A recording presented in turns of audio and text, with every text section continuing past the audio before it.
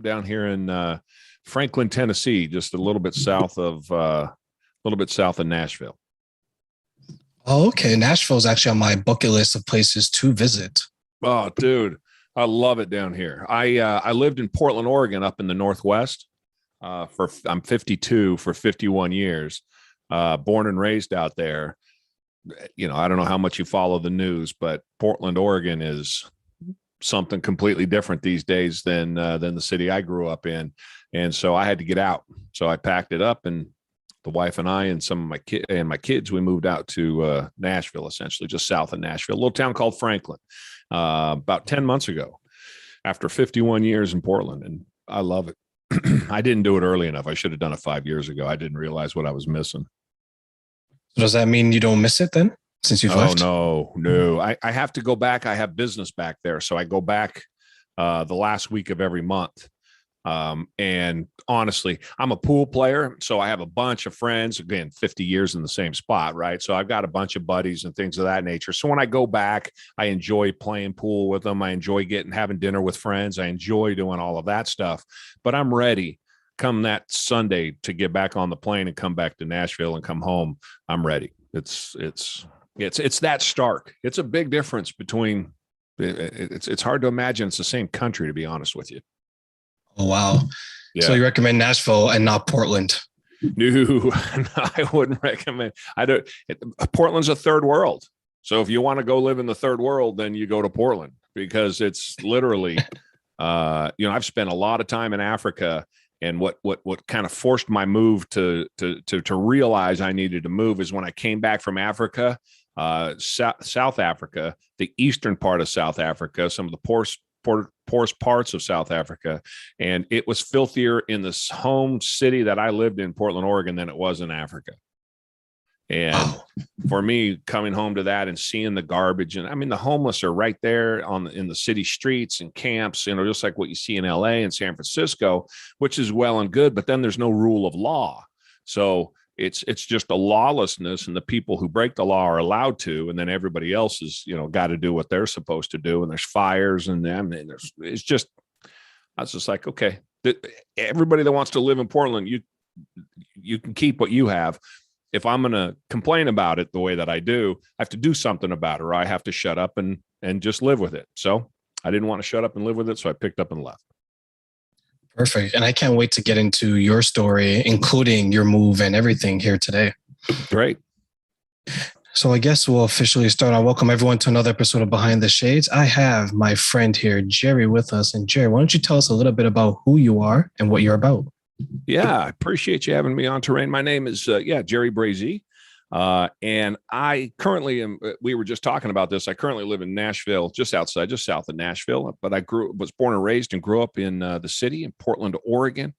And I'm number 7 of 9 children. My mother had 6 kids by the time she was 22 years old, if you can imagine. And so my older brothers and sisters are less than a year apart on average. So my mother had a 0-year-old and a 5-year-old, 6 kids. And so then 7 years later, got pregnant again and had me, and didn't want me to be an only child. And so I have a little brother and a little sister. And we grew up, had it tough. What you would call a latchkey kid back in the day. That is a kid that nobody really watches. My little brother and I ran free. A lot of independence there. A lot of the skills and the traits that I picked up that I use today every day, I learned on the streets, because at 6 years old, literally at 6 years old, I'm taking 2 buses from one side of town to the other side of town and not thinking twice about it, because you learn to be independent. And by the time you're child number 7, you don't get so paid attention to quite so closely. The older kids who are supposed to watch you are all teenagers, and they're gone. So, it had its downside.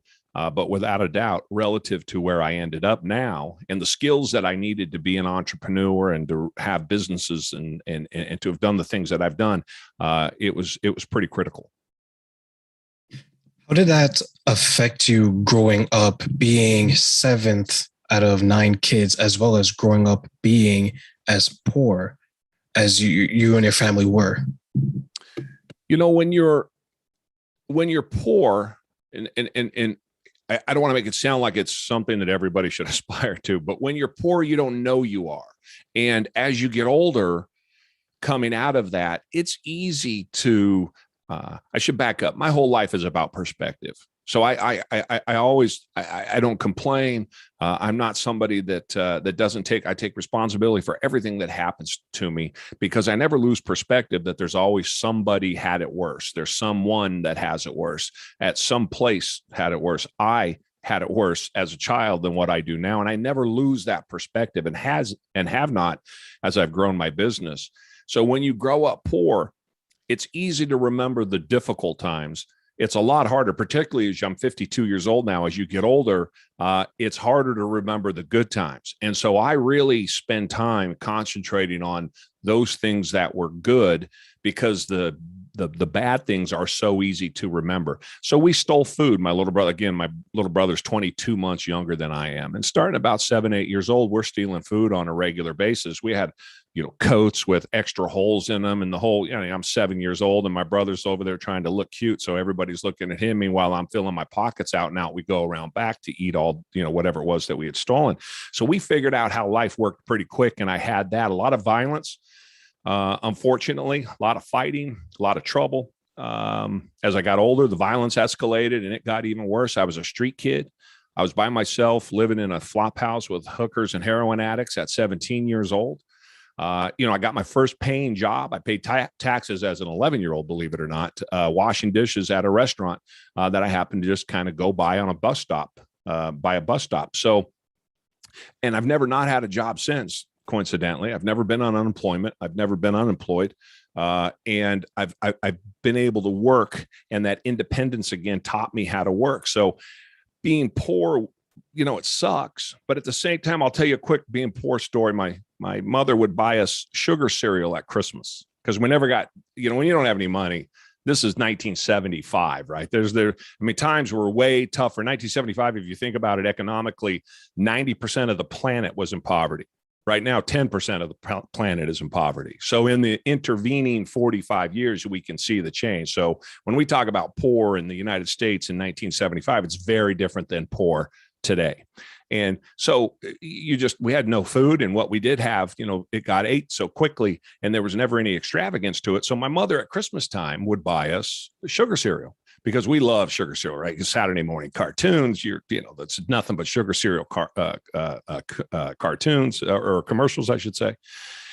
And so she'd put it out on Christmas Eve, and we would lay underneath that tree. We knew it was cereal, right? We knew that I guess that's all it was cereal. And you'd sit there and you'd try to figure out, okay, that one's got my name on it. I think that one's honeycomb, right? And this one's got my name, but the box is so small, and then, that's going to be, sugar snaps or whatever the cereal was. And you'd sit there and gently shake it and figure it out. Well, that was my Christmas. That's what I got, was sugar cereal. And I was able to unwrap the pack and maybe some pajamas. I remember that more fondly, I'll bet, than any kid remembers any Christmas they ever had, even though by any measure from today, that standard of just getting a lowly box of sugar cereal seems kind of sad.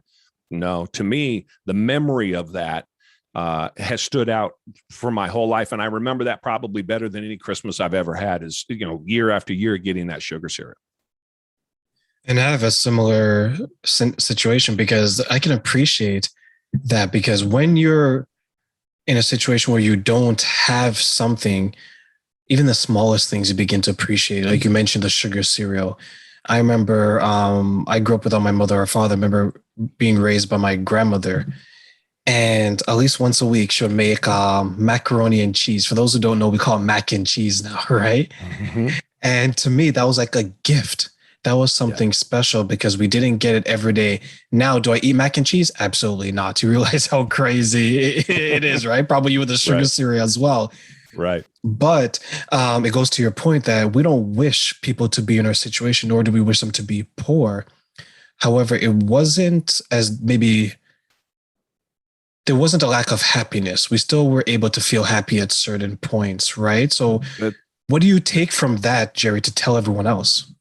Well, I went to a school along those lines a Christian school that it was a private Christian school that they let us in, so we didn't have to pay anything. I had to take 2 buses across town to get there. And again, this is the 1970s, so this was more of a cult than a school. So they would stand us against the wall for an hour every day after school as detention. You'd stand with your nose against the wall because you talked incorrectly or you looked up or you did something wrong. Very, very strict spankings all of the time. There was these kind of all the blood would run into your legs, and after standing there for an hour, and I can remember the misery that was that. And again, I'm a kid.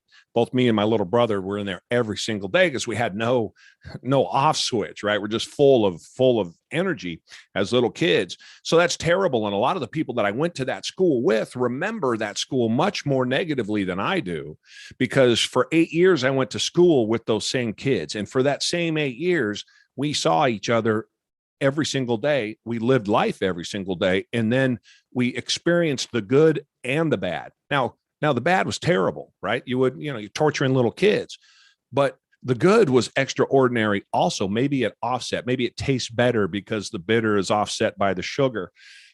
I don't know, but I can pick up the phone and talk to any one of those kids, and they know me as well as I know myself 40 years later.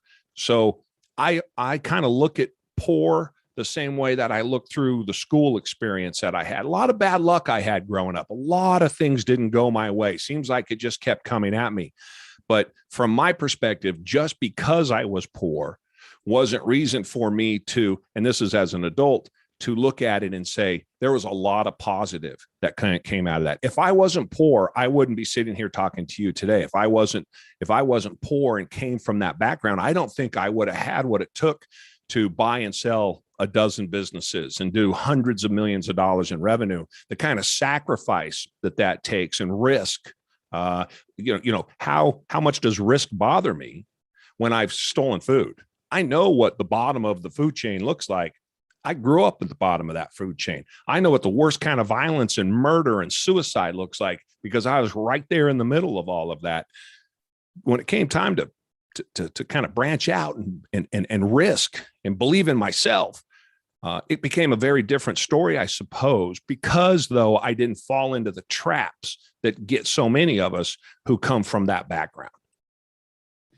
Do you think that you had a point in your life where, and I really don't like using the word victim, but was there a point where you decided, Jerry, saying that I'm going to be something different? I don't want to be another number of a kid that grew up in a large family, poor, and I make nothing of myself. So I've told this story many, many times, and it's a great question. So I'll commend you on a fantastic question, because this question gets missed a lot, I think. I was 14 years old, and I had just been rolled at a local mall on a busy street in Southeast Portland. Rolled as I got robbed. 4 guys robbed me. I'm 14 years old. Remember, I got money in my pocket because by 14 years old, I'm working at International House of Pancakes because they paid me more than that restaurant I was at before. So I just kept going, full-time job. So I had money. So they 4 guys rolled me and gave it to me pretty good. And they broke my nose. They rolled me underneath the bench of the bus stop, and I woke up a couple hours later. Again, this is, the early 1980s. And I got on a bus. I woke up, kind of straightened myself up, blood going down my front. It's on my shirt. My eyes are starting to black, when you get it in the face like that.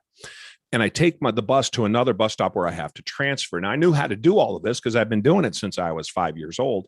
And I passed out under a tree at the next bus stop. I wake up an hour later. It's starting to get dusk. I take another bus down to a transfer point. Now I have a 2-mile walk to get to my house.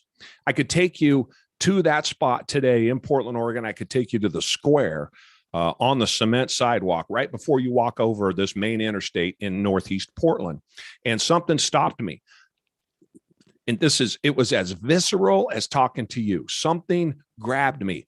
Buddha, Confucius, Jiminy Cricket, God, whatever you want to call it, something on my shoulder, if you will, it was on the right side. It was a voice outside of my head, said to me I should back up. 6 months earlier, I went blind in my right eye. A virus ate my retina, gone in 3 months. So I went from having vision to having no vision 6 months earlier. It ate most of the vision in my left eye. Inexplicably, it didn't finish the job, ate the vision down to about 2250 or so. I have to wear a contact lens, glasses. I can't see anything, but it didn't stop me. I had surgery, the whole 9 yards. A year before that, my next oldest sister, died on her 21st birthday. Got an infection in her heart exploded in her chest. So this is, on top of the poor and on top of everything else. And so I'm feeling pretty down, to your point. I'm kind of feeling the victimhood. And I stood on that square. I don't know where this came from. I had no counselor. I had nobody telling me anything positive. It was just me in the streets. And that voice stopped me and it said, everything that happens to you is your fault. No matter what goes on, no matter what happens to you, no matter what inside influences or outside influences take hold of you, it's all your fault. And if you don't blame yourself for everything, regardless of the things that you control or not control, then this is going to be your lot in life. And I could see what my lot in life was because I had older brothers and sisters. Remember, the next oldest sister is 8 years older. So I have older brothers that are 10 and 12 years old. I'm 14, they're 24, in and out of prison, drugs, the whole kicked out of the military, the whole 9 yards. So I had a good idea of what that would look like. So that it stopped me in my tracks and I stood right there and it said, you have to be responsible for everything that happens to you. If you're a victim, you're going to end up doing drugs. If you're a victim, you're going to end up I probably would have murdered somebody. I'm 6'4", 250 pounds. I was just a bundle of pissed off. Without a doubt, I would either be dead or would have killed somebody. Something, I would have done drugs. It would have been some sort of a criminal trade that I would have been involved in 100%. But because when you're a victim, and particularly when you're male, you're so full of rage. At least I was. Growing up the way that I did, it was everybody else's fault but my own. And so then you take that on and you're justified in every single piece of bad behavior that you do. You will tell yourself, it's okay, I deserve it. I deserve it because all I got was sugar cereal at Christmas. So I deserve to do whatever it is that I'm doing. Something stopped me. I cannot explain it, but I could take you to the spot, 14 years old, almost 15, and it said, it's all your fault. Take responsibility for it. You're going to be right here 10, 15, 20 years from now, and it'll probably kill you. Absolutely. My entire life is built on that premise.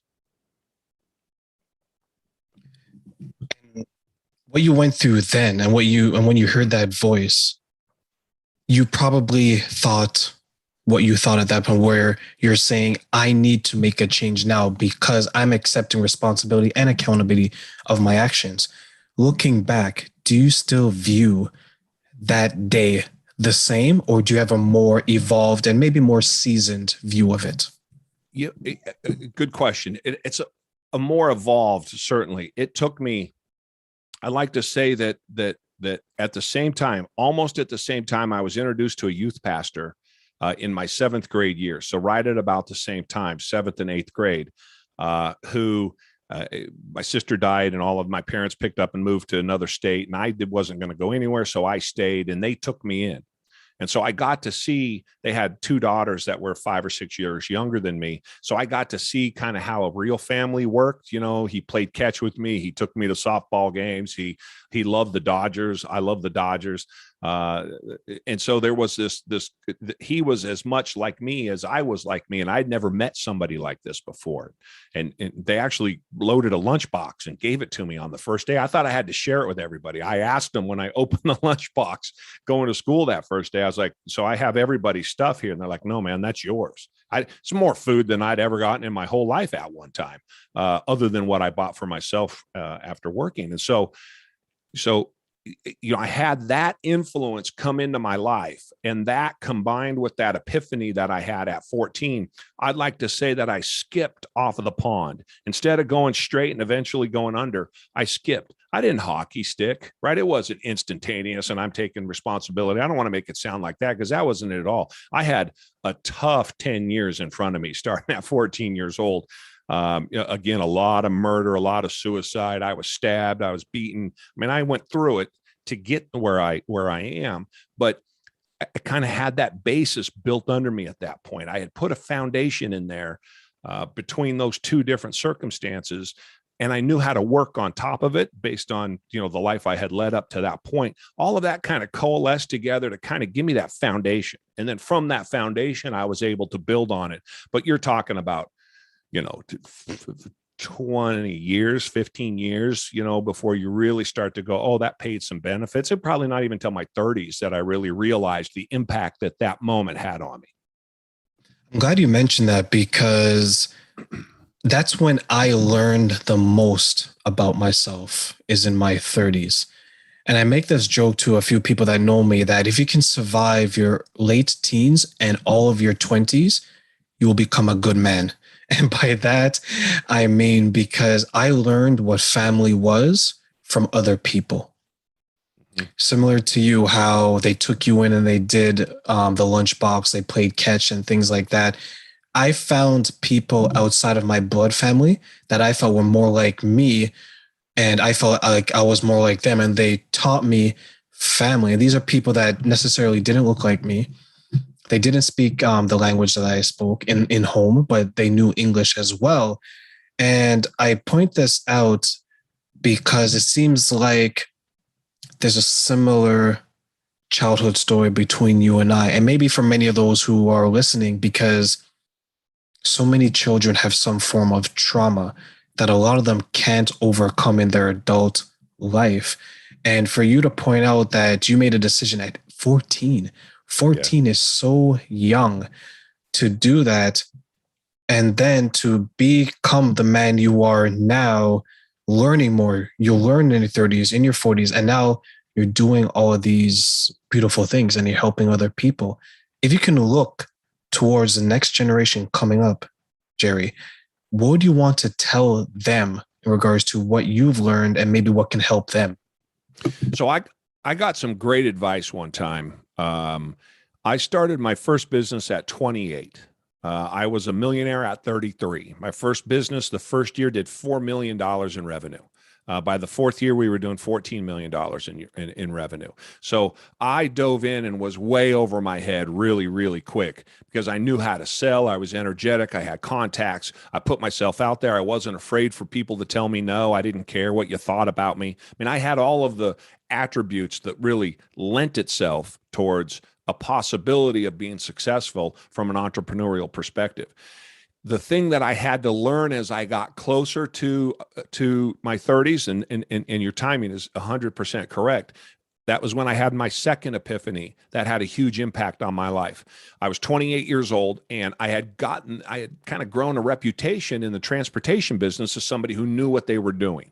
And competitively wise, I had helped this company grow very quickly. And so people started to notice up in the Northwest. And I got an envelope one day sent to my desk, and in it was a pro forma and a forward-looking, a P&L, if you will, and a balance sheet explaining what this business would look like. And they wanted me to come head up this new transportation business. They would finance it. I would be the CEO, the person in charge. At that point, I'm just an operations manager at a company doing $5 million a year with 100 employees.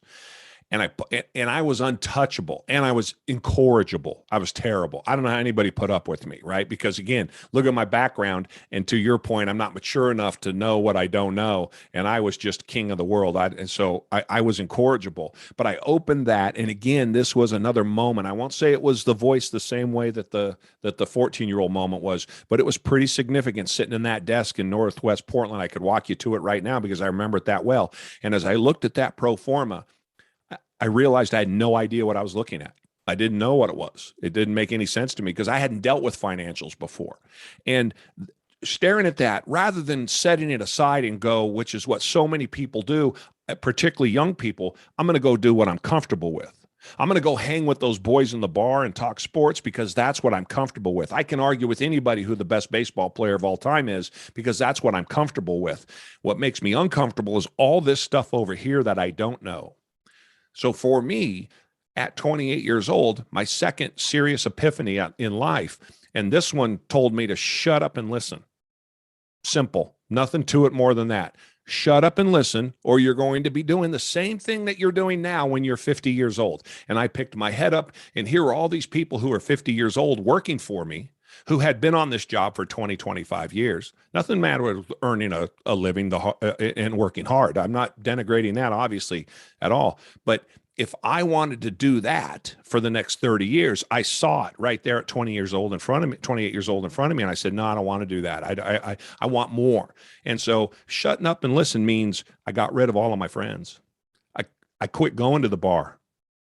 I quit hanging out with people who were not as smart as I was. I found people that were smarter, people who knew things that I didn't know. I didn't realize it was okay to be wrong. I didn't realize it was okay not to talk. I had to learn that it was all right to do all of these things.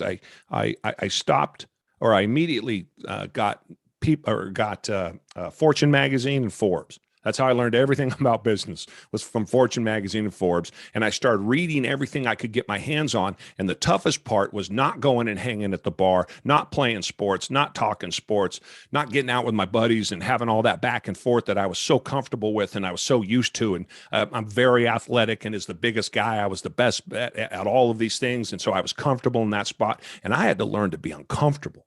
I had to learn to get out of my own way and understand that it's okay not to have all of the answers. It's not an affront to my manhood, right? Again, I'm a kid from the streets. How dare you? I had to understand that that's not what people were doing when they're correcting you or when they're teaching you. And so I shut up and listened. And then I joined a CEO group. I got a mentor. And these guys were all in their 50s when I was 30 years old. And I just sat back in the CEO group once a month and I just listened. And then the mentor would come in. He was a retired Fortune 500 CEO and would just, I mean, Terrain, he would just hammer me, right? I got to where I didn't even look forward to him coming in, because if I didn't take his advice or do the things that I told him I would do, or we agreed, thought made sense, man, he would just hold me accountable. I always say this about a mentor: find one that pisses you off. If your mentor makes you happy, you sit around and it's all kumbaya, you got the wrong guy. You need that guy that's going to jump you when you do that thing that you need to be jumped for. And so I found this group, and that group for the next 20 years, and like I said, we started the first business at 28. It went under. The next business I started and financed myself at 29. By 33, I was a millionaire. And so the growth was super fast, and these guys were instrumental. So I'm sorry, I don't mean to answer that long-windedly, but I would just say to the younger guys, it's even more so today. Shut up and listen. You don't know anything. No matter, there's one truth in the world that I really struggled to learn. And that is that the older guys used to tell me when I was a kid, because I was running this big company and I was all full of piss and vinegar and just ready to take on the world. And they'd tell me, no, you don't know anything until you're 40. There's no way to know enough until you're 40. Man, it used to piss me off. And there's one certainty now as a 52-year-old that I can tell you unequivocally that you don't know anything until you're in your late 30s, early 40s. You just haven't got the amount of experience that I have, right? The database, I always say, it's full, and I can pick pieces from it and bring it together in certain situations in a way that you just can't do when you're 25 or 28 years old. And I don't care. Growing up hard is not a substitute for experience. It's an added experience, but we think, I grew up hard, so I somehow jump in the line because I know more about how to live on the street than the guy who didn't grow up hard. And the reality is many times we have to deprogram and learn lessons even more difficult than what the other people have to learn who maybe had it a little bit easier. So that's what I would say to the young guys, based on my own experience. That epiphany that said, shut up and listen, get out of your own way, realize you don't know anything. It is a superpower to realize you don't know anything. Knowing that you don't know anything is a superpower. And the ones who perfect that superpower by being comfortable being quiet, by being comfortable asking questions that even sound stupid, right? Only dumb people don't ask dumb questions. So even that dumb question, you're comfortable asking stupid questions. You're comfortable. This is the thing I always say. I'm sorry. I don't understand what you're telling me. I know this is the third time, but maybe we need to get a crayon because I'm not getting it. So, but I want to learn what you're telling me. I'm just not getting it. And it'll be 3-4 times. And in my head, I'm going, dude, just shut up. Listen, pay attention. Why aren't you understanding? But I just keep asking, no matter how uncomfortable it makes me. So that understanding that being wrong, understanding that not understanding, knowing what you don't, that you don't know is a superpower. It's not a handicap. And I'm very happy you said that, because I agree with everything that you said, Jerry. I think people need to evaluate who's around them. I've always said your network is your net worth, meaning those around you have to be motivating you one way or another. And as men, I think we have difficulty with that because these are my boys. We go drinking together, we go partying together, we do whatever together, we go get women together. Yep. But have your friends that you go out with. I always like to break it down. You have your friends that's going to grow you, the ones that support you, similar to you. They're your mentors, they're your friends. They're going to challenge you, they're going to push you. Then you got to have the friends that the Friday, Saturday night, you know where they are. They're at the bar with their face in some kind of beer, right? Yep. And then you need to understand that what you know in your 20s doesn't compare what you know in your 30s. And when you know in your 30s doesn't compare what you know in your 40s. Men take longer to figure it all out. We do. I'm telling you. Right? It's true. We're stubborn. We just, and the problem with that is, and I have a lot of experience with this. I've had thousands of employees, is the older you get, the harder it is to change. So if you're not teaching yourself early that it's okay to change and it's okay to take advice and it's okay to be wrong so that you form those habits, you start to get into your 40s, it's very, very difficult to change those bad habits. It's very difficult. Let's just call them life habits. And it's very difficult to say, hey, I get it all the time. Jerry, I want to be an entrepreneur. What do I do? And I said, okay, here we go. Let me lay that out for you. Now, I've had people move across the country to do it with me telling them, don't move. You're going to fail. You're not going to be able to do it. I'll help you. I'll guide you. I'll mentor you. But I know how difficult it is. And no, I'm going to do it. And it rarely succeeds. So you need those habits early on so that they become second nature to you. I'm 52 years old. I have more life experience and business experience probably than, majority of any human out there. And whatever I can take away from this message, from this conversation, I'm going to take away, right? I'm always looking for that information. I'm always happy to be right, to be wrong, because it's stimulant to me, right? It's little drop of drug that I get that I go, I didn't know that. That's cool. And then I always make a point to tell the person that I didn't know that. I had no idea. Men, we always want to say, we'll say, oh yeah, that's interesting. I did know that. Never even heard that before, right? We have no clue, but we're so ignorant that we're going to, we don't want to put it out there that I don't know. No, I think it's, again, superpower to be wrong.